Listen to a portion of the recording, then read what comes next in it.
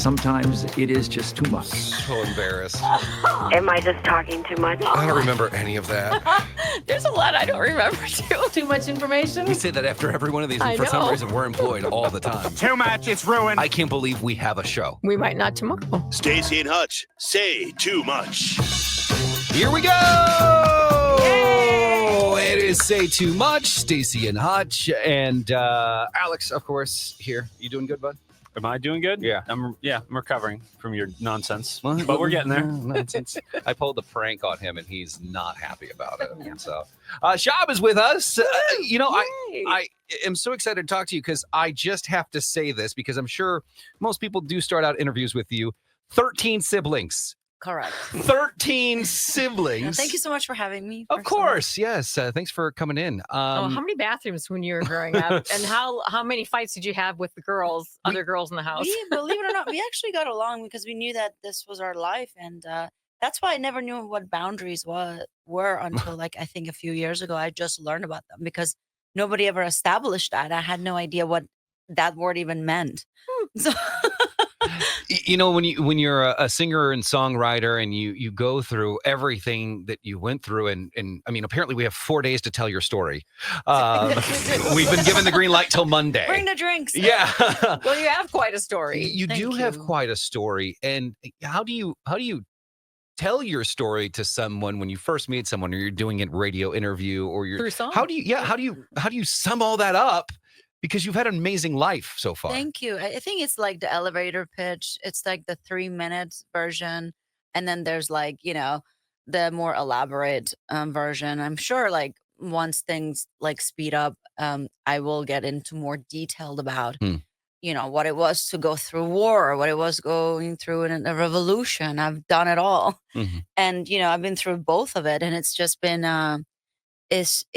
it makes you understand your surroundings. It makes you understand people, makes you have empathy and sympathy, and just helps you become a better person all around it. Well, you arrived here at what, 14, you said? I was 14. Yeah. With one tiny suitcase. And that's, we go back to the story. Yeah. I was in Germany for 5 years. And I landed in JFK with one tiny suitcase and everything I owned in it at 14, speaking no English, and I hadn't seen my mom in 5 years. So 8.5 to 14, I was a teenager when I saw my mom again. I was reunited. Have been so homesick and so sad without mom. Yeah, I was. But when you're, escaping a fundamentalism and you're escaping a place that just treats women.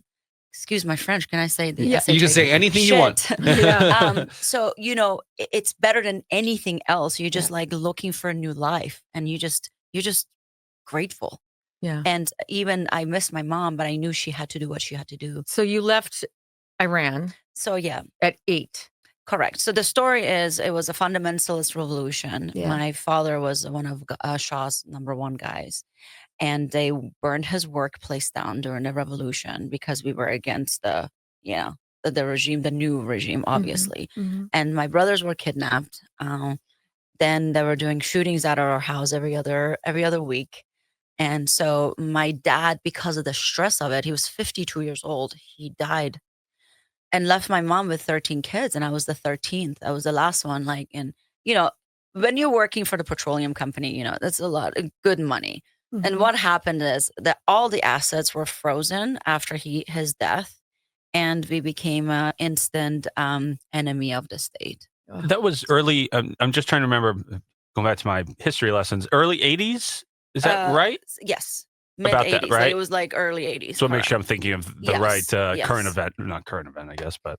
So my mom had to sell all her jewelry for us to be able to make ends meet, to survive, to feed us. And from there, my brothers were old enough to go to the bazaar to work and just get any job, just so we could, they were 18, 19 by then. So after 8 years, things weren't getting better. It was getting worse. And we survived the Iran-Iraq war. And a lot of people say music has been so powerful for me because of the stuff that I went through. And I remember there was bombs coming down, and the louder the bombs got, the louder our music got. And my mom was cooking food at home and just kind of keeping us in a bubble. She's like, don't worry about what's happening.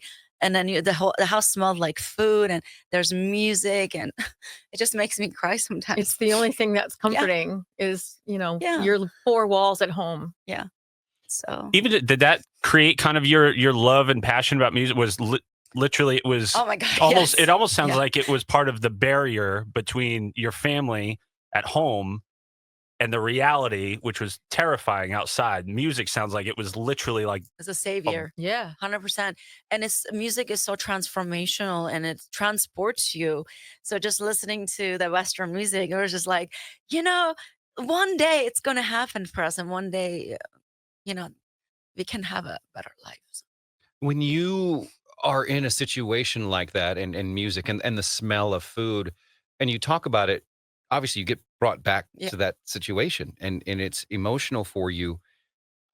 And you look at your mom now, how do you just go, how did she do that? How Yeah. did she, like how do you wrap your head around any of this? She's one of the most strongest women I know. She was 39 when my father passed. And, the way I look at my mother and all our parents, and I always say, we don't know what our parents or grandparents went through to give us this life. You Mhm. just have to be so grateful. And I Mm-hmm. think for the new generation, things are just changing so much. We have to bring the family values back and go back to the basics, and our ancestors, our grandparents, and our parents. My mother, she sacrificed everything for us. I mean, she was like a lioness. She was like strong. And my dad was always the lover. She was always a disciplinary. She was tough. Mhm. My mother, nothing was good enough for her. But that's what she was like. In this world, you have to be tough. Yeah. And that's how she raised us. And The thing. yeah. Yeah. She was clean. She knew how to cook. She knew all the basics of life. I mean, she was like smart beyond her years. And I always say, Mom, you came from a different place. I don't know. You're definitely not from this world. Like, you came from another place. And she was giving. Yeah. We didn't have much, but our neighbors had it worse than us. And they would come and get food or some things from us all the time. And my mom, she was like, go get some salt. I was like, Mom, we have salt. She's like, just go do as I say. I'm like, okay, fine. So I knock on the door. They're like, yeah, sure, we have salt. And I came out, I'm like, why did you make me do that? She's like, because they're always come here. And I want to make sure that we need them too. So they feel like they're needed. Helping. Yeah. So I was like, Mom, like, you're amazing. It's really Yeah. sweet. Do you That's ever so good. get upset about little things? Because I'm thinking, like, you went through all the things. Like, do you go through a McDonald's drive-thru and be like, they got my order wrong? How did they do this? 'Cause And, there are people here that will throw the drink at the person. I know. And you're like, listen. and you're like, no, I've been through, like, You're like, I've had bombs outside my we'd like door. to, Yeah. we'd like to think you still stub your toe and just go, son of a. I just get mad at stupid people. I'm sorry. Everyone Like, God does. bless America. that is a and the whole world, that is a world, Yeah. everyone I'm gonna gets think messed about with you people, every so. time I think of like Does someone it- cuts me off in traffic. I'll be like, at least I didn't have bombs outside the door. Yeah, I'd does be it, like, I love you. Like, I'm like, there's no way she gets mad at a straw not being in her bag, like she, but that is the thing. Like, you Mhm. learn a lot of empathy and you learn a lot of kindness Correct. by how you were treated, especially as a child, because you carry that on with you Yeah, you for were the rest of your I've life. seen a lot of my lifetime. I've seen a lot of poor people, and I've seen a lot of good people that just struggled in life and been through a lot of bad stuff. And I'm just like, God, thank you for this life. Mine is not as bad as them. You just stay in a state of gratitude, and I feel like when you do that, like, your life transforms. It's amazing how when you have God in your life, and when you pray and when you're have a grateful heart, like, and stay humble and work hard, and and treat people good, things happen for you. It's just so magical, and if it's just a formula, if people just knew that, it's like your life can just be transformed into something beautiful. How do you stay humble in your industry? I mean, Yeah. you're People are telling you how fabulous you are all the time. Yeah, and they want you, and they, how do you stay without the big head? And how do you good group around you, family still? I mean, 100%, sports system, this industry can be so very lonely. Mhm. And which is funny because it doesn't seem like that. Yeah. When we see people on YouTube or people are grabbing at you, singing along with your songs, Yeah. it doesn't seem lonely. it doesn't, but I think my children, they bring me back to earth. And also I see myself like everyone else. I don't see myself as like Shab. Like, I'm just like part of everyone else. I just want to be part of this, and my kids definitely bring me back to earth, or, my husband. And I don't have a big ego. And I think I always put my ego in check. And I think it's just you have to be able to protect yourself. But for the most part, I'm just like, I love people. I'm just very happy go lucky. And then I'm just grateful to be here. And I love America. I love Americans. I'll literally kiss and kneel and kiss the ground. And just grateful. Like, when you go through what I went through, you're just like, thank you, Yeah. And you had to grow up really fast. So you're probably looking, you probably have a lot of fun with your kids. So it's like I do. you get to play with them now because you didn't get to play a lot when you were little. I didn't. And I vicariously lived through them because I missed so many years with my own mom, But, and we couldn't really talk on the phone back in the day. It wasn't like now. But I just vicariously lived through my kids. And then, So we've actually brought that up. I think I brought it up to you, Staci, or whatever, or Alex, and our group friend is very close. And even my fiance, we were all talking, and at one point we were like, if we didn't have the childhood we thought we wanted, whether it was just being raised by ourselves or growing up with kids, when you get into your 40s or even 30s, later 30s, you start living like you're a kid again. It's the weirdest thing in the world. Even Very later, true. you start living like you're a kid again because you're like, I didn't have that. So staying up late is fun, and playing video games is just like, I'm going to do all that. Or maybe you put sparkles on everything. Yeah. Amen, sister. Yeah. And so you start kind of living life again, especially if you've been through different traumas. And your traumas are different than mine or Staci's or even Alex's. They're all still traumas to us. Of course. I totally agree with you. And I tell that to people all the time. I'm like, mine was dramatic, but we're still human and we have emotions, and it's the same. Like, we go through different things. Doesn't mean mine was harder than yours. Well, I went through more than it's not about that. It's just about understanding our traumas and giving them love and moving forward from them and learning from them. And that's all it is. Do you find communication is hard in today's world, especially in the past 5-10 years, as opposed to the 90s or 80s when we were growing up? It seemed, and I don't know if it's because we were kids, or if it's because political climate has changed around the world. Well, we have all that social media too, and things mean thing. I mean, we were having a discussion about, I can't remember what was it. Oh, it was a dating thing. And you were saying something meant something. I'm like, what are you talking about? What is that? Oh, yeah. And I was like, that means exclusivity versus being boyfriend and girlfriend. That's and crazy. Communication is so messed up, it seems like. It really is. And I feel like we just have to get better at it, and is an individual taking responsibility of their life and just saying, my traumas is not who I am. It made me stronger. And because of those things, I am the person I am. I am so grateful to them. I love all my pain and, everything I went through. I give it love. I give it love, right? Yeah. So does it mean more than when you're on stage and people are singing along with you and you're in the moment where there's no miscommunication, there's no frustration, there's no, you're all just in it and people are singing with you, that must be the best moment to feel really good. It's the best feeling in the world because you're inspiring so many people and it's just the energy exchange. And, you could dance and do all these different moves. At the end of the day, you're giving them energy. And I think for me, like doing these concerts and, it's like, I just want to make them feel fabulous. I remember seeing a video.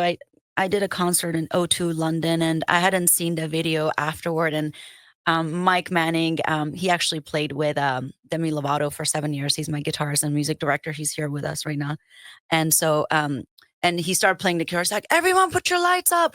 And then I saw the video after a month, and all I saw was stars. Like, I was like, you guys see me as a star, but all I saw was like, they're shining everywhere. There was like lights, and it's like, cool. You guys are my light. You guys are my stars. And so that's how I see my audience.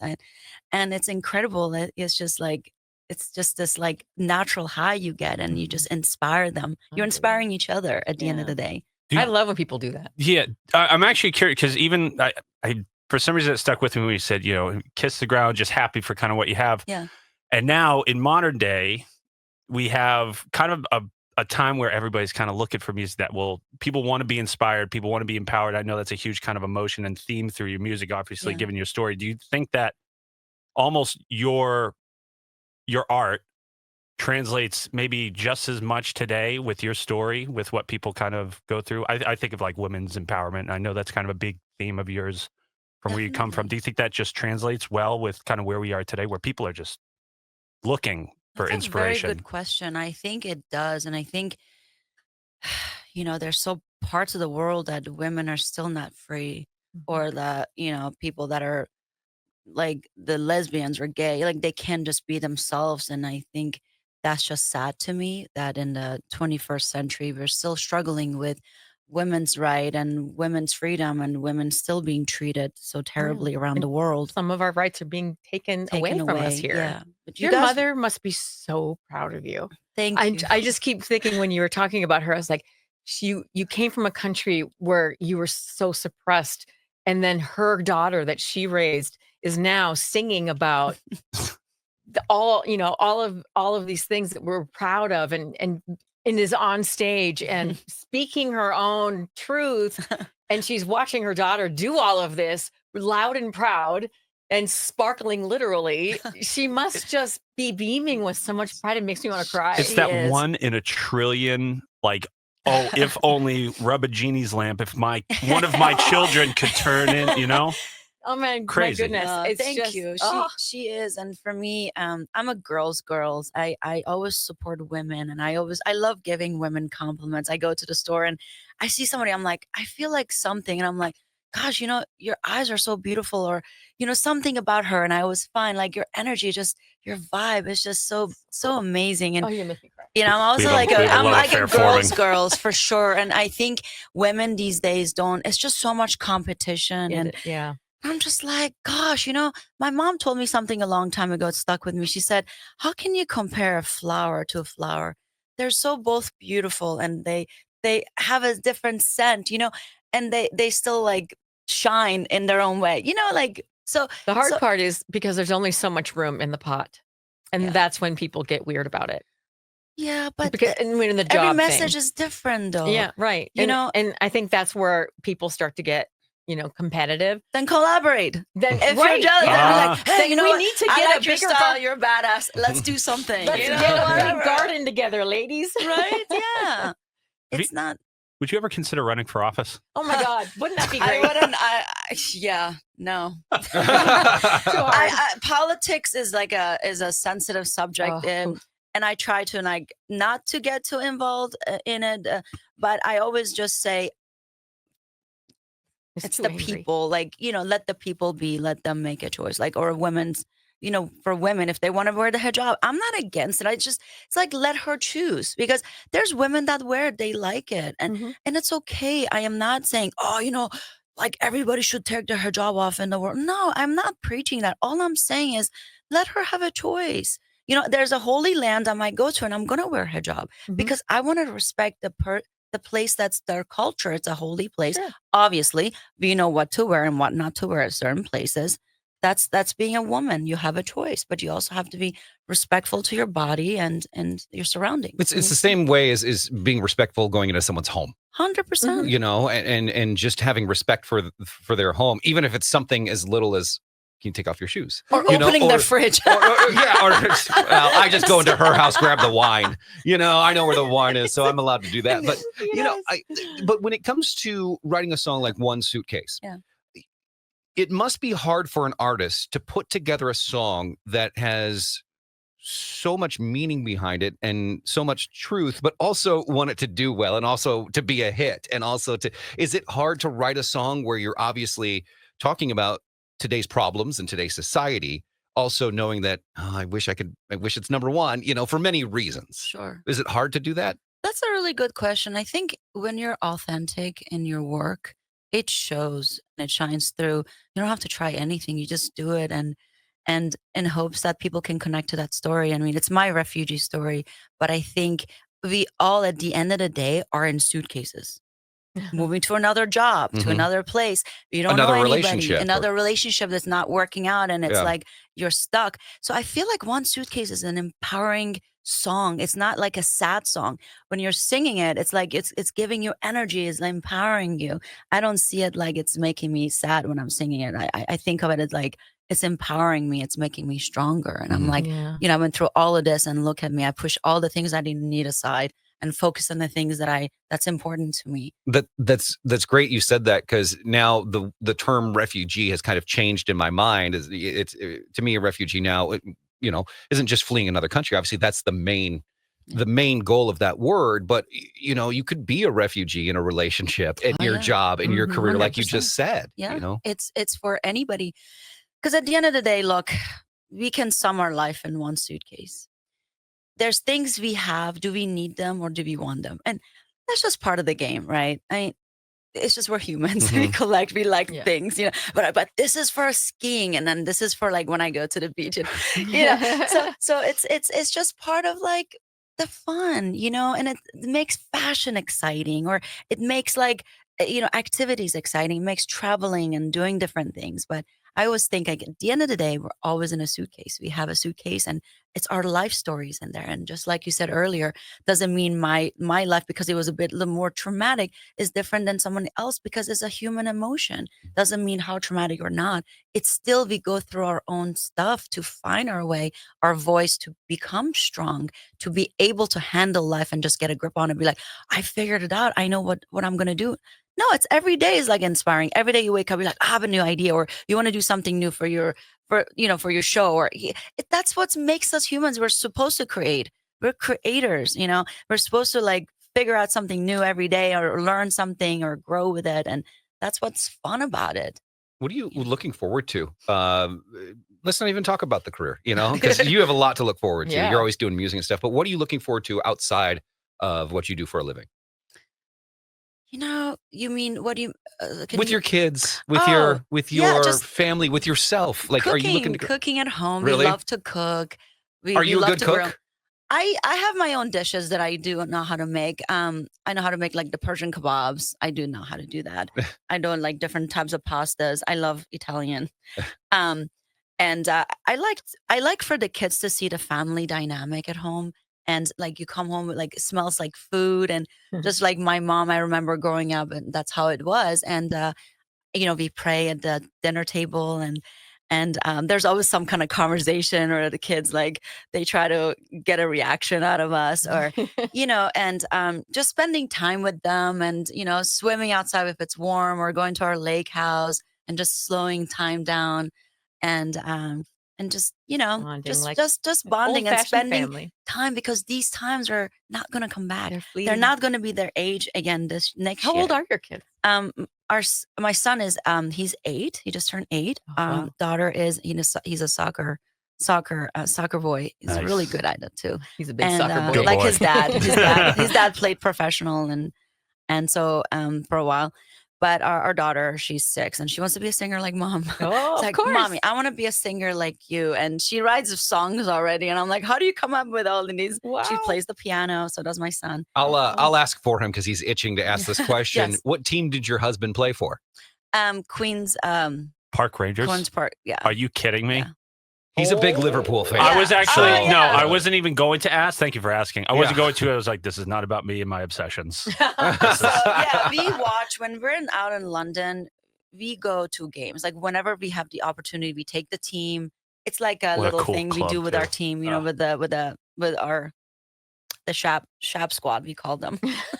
That's I awesome. love it. I just took them to a match at we have a pub Fun. here. We went. We pub. put Well, a next put. time, let's go, because we're love big that. soccer people too. It was very thrilling. It was really fun to watch, and the whole place was packed, nice. and everyone, something good happened.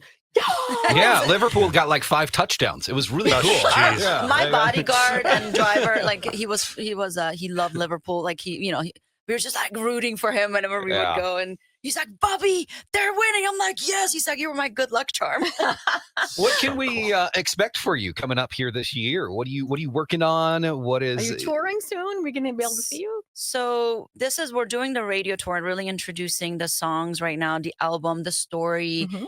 And I actually talked to Richie Jackson, and he's worked with Lady Gaga for many years, and he's my creative director, and also my we do like all of our dance moves and stuff together. So we were trying to come up with a new show, something that's inspiring, something that's entertaining and exciting, something different, little different to what I see. And I'm like, what do I picture that? How does that look like? you know. So You're we're coming up with working on ideas still. we're working on it. We're working on some ideas right now, and so but really just introducing the music right now, and one lipstick and one suitcase, one lipstick. Lipstick and one suitcase. That's the other That's the album that next you're one, doing. Yeah. yes. Second is Yeah. the part 2 to lipstick. Yeah. Well, I know you're gonna do a song for us here in just a little bit, and we're excited for you. If people obviously they know you, they know where to go. But if someone's just learning about your story, wants to know more, Instagram, you're on all the socials. Sure, yeah, it's easy across all platforms. Instagram is Shab Music Official, and then we just created a new one, which is Shab Everything Shab. Yeah, and that's fun too. And same with Facebook and X, I guess you call it now. Yeah. Mm-hmm. Shab Music Official as well. There you go. Well, we can't wait. And then the website is great, and I'm really proud of my team. And I always say to people, I'm like, they're like, how did you wrote all of these songs? I'm like, yes, I helped and I was there, but I have a team behind me. Yeah. I love my team, and I just want to give a shout out to them. Thank you for believing in me. Thank you for being there for me. And I wouldn't be Shab if it wasn't because of them. What is your website? Shabofficial.com. Easy. Everything has to be Yes. official. It's these days. official, baby. Everything- Because it's official. Yeah, it's official. It's Not a official. fake. All right. Well, we're gonna do the song, and it's coming up next. This is my new song. It's called One Suitcase, is of my new album that's coming out. It's called One Suitcase, and it's about my refugee story and how I made it through. And really anybody can relate to it if you're moving to a new city for a new job, or coming out of a relationship that's no longer serving you. And I hope you enjoy it.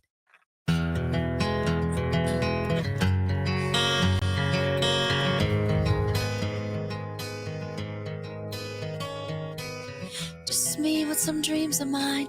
Let's start here, getting back in line. I can hide my scars and never fade. Sky fell down in the night. Morning rise, I chase the light.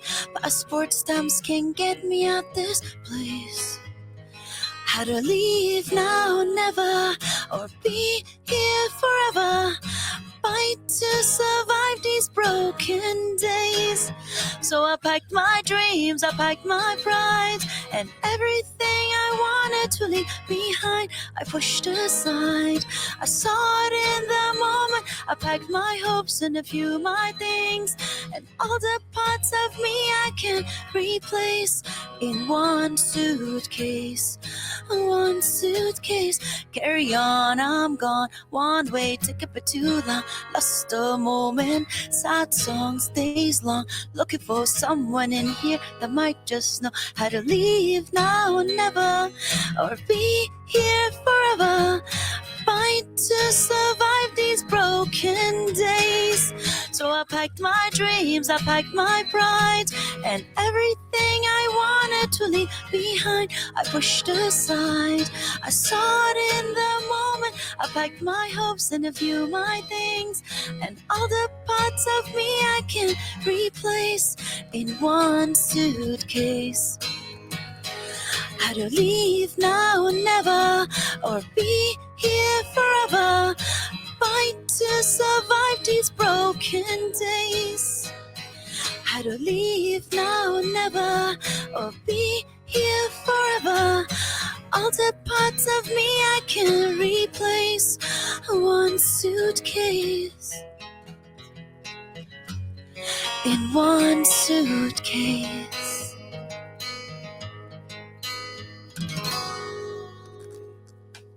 Thank you. Thank you so much. Thank you.